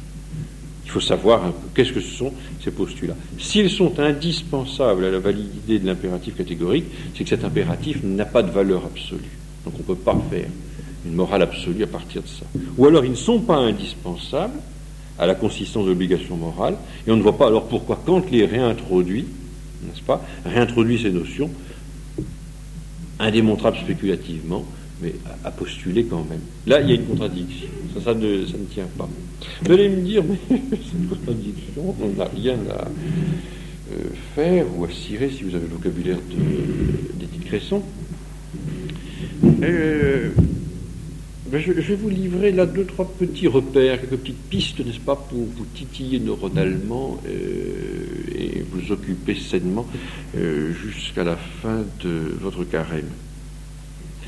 Pensez qu'un livre comme celui d'Hans Kung, Projet d'éthique planétaire, s'appuie justement sur la morale kantienne. Vous voyez l'ouvrage d'Hans Kung, je vous en ai déjà longuement parlé, vous avez dû vous le faire offrir pour les fêtes. Hans Kung, n'est-ce pas, a pour raisonnement dans ce livre que les dogmes nous divisent. Les dogmes, c'est-à-dire quoi? Justement, tout ce qui est spéculatif, tout ce qui repose sur une certaine métaphysique aussi. Parce que les dogmes, c'est du mystère révélé, mais ça se lit métaphysiquement, ça se cerne métaphysiquement. Bon, les dogmes nous divisent, alors laissons tomber les dogmes. Qu'est-ce qui va nous réunir? Sur quoi est-ce qu'on va s'entendre? Sur la morale, sur un dénominateur commun, éthique. On va travailler là-dessus. Nous avons tous des valeurs communes. On va s'entendre. Quelles que soient nos religions, nous sommes d'accord sur des principes moraux. Et il dit bien, ces principes moraux ne doivent pas être envisagés de façon relativiste, mais bien de façon universelle, parce qu'ils reposent sur un absolu, l'absolu kantien, l'absolu de l'impératif catégorique. Vous relirez Hans Kung pour votre sainte pénitence et vous verrez que je n'invente rien. Je dois vous avouer personnellement que j'ai été consterné, bouleversé, lorsque j'ai vu à la fin, dans les commentaires, n'est-ce pas, qui sont faits après l'encyclique Veritatis Splendor, les commentaires faits par le jésuite de service et le dominicain qui est incontournable dans ce genre de publication.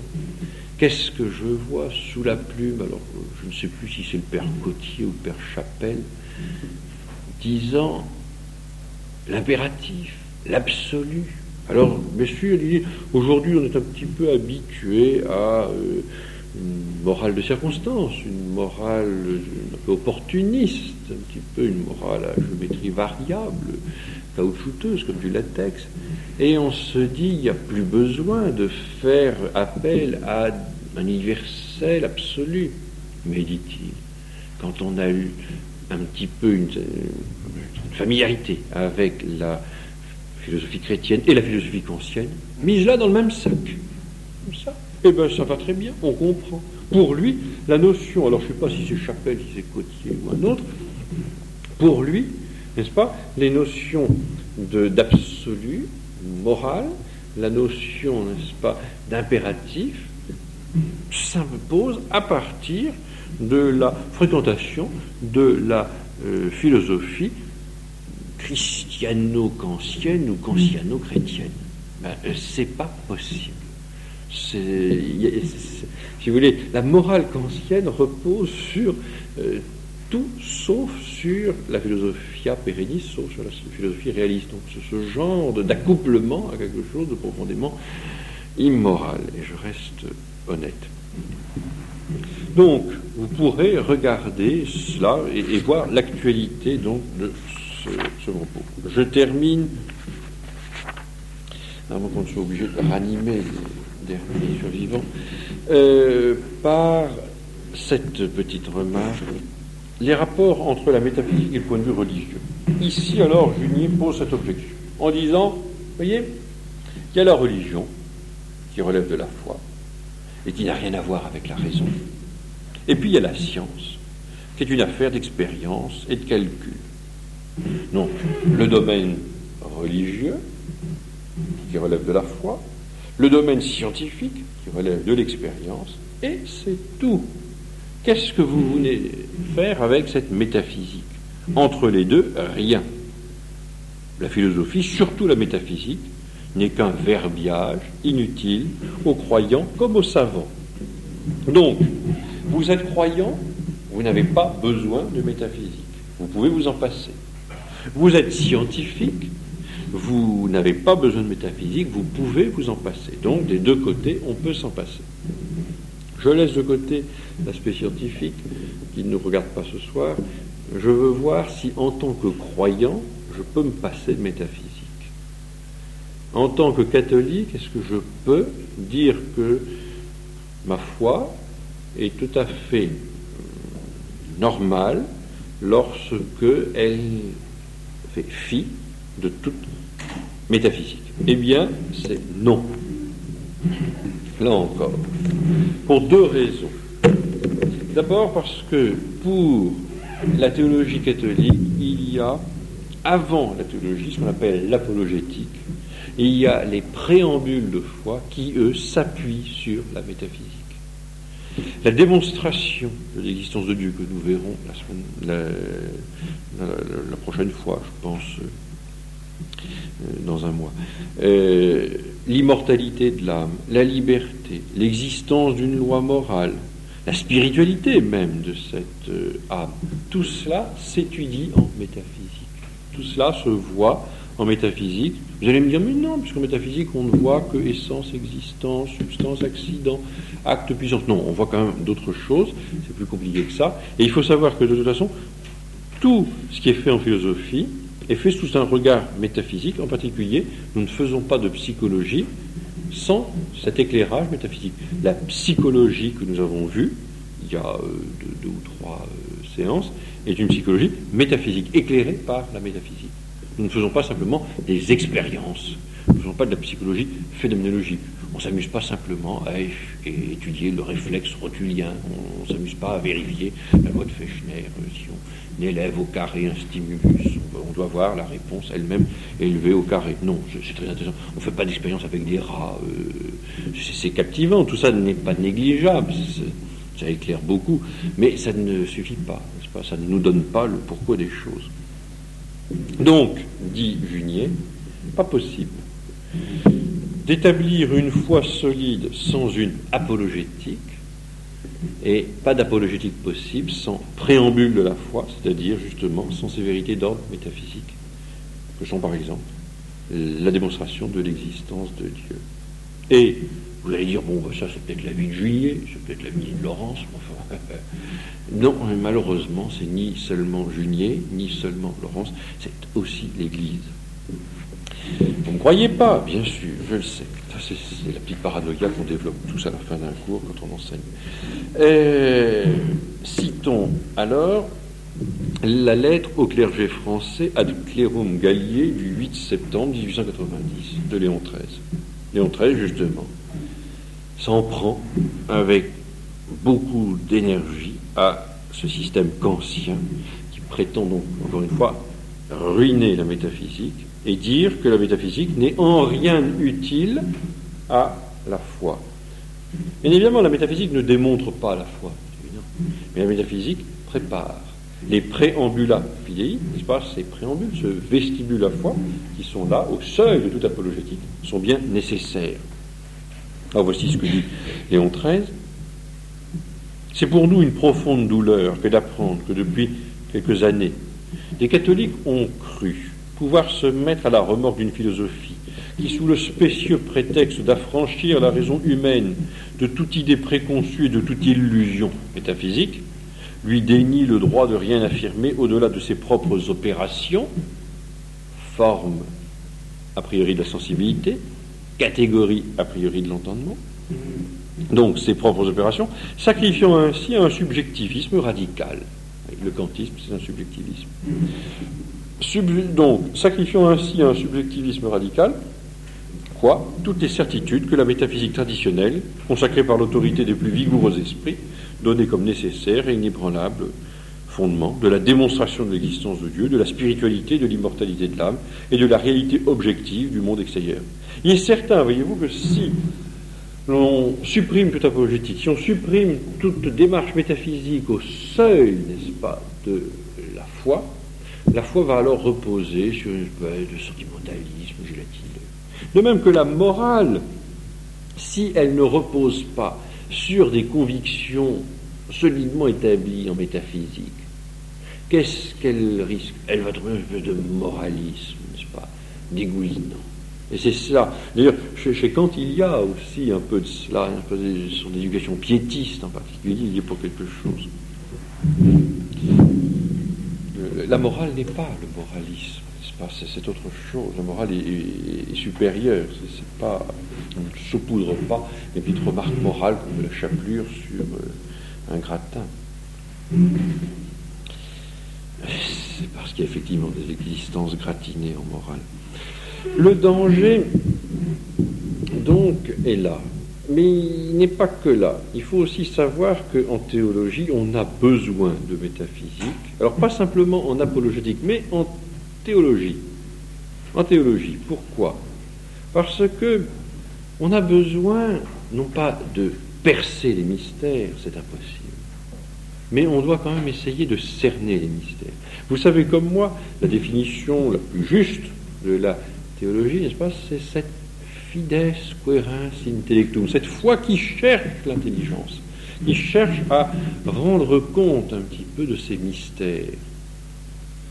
On ne les évacue pas, ça reste des mystères. La transsubstantiation, ça reste un mystère. Le péché originel, ça reste un mystère.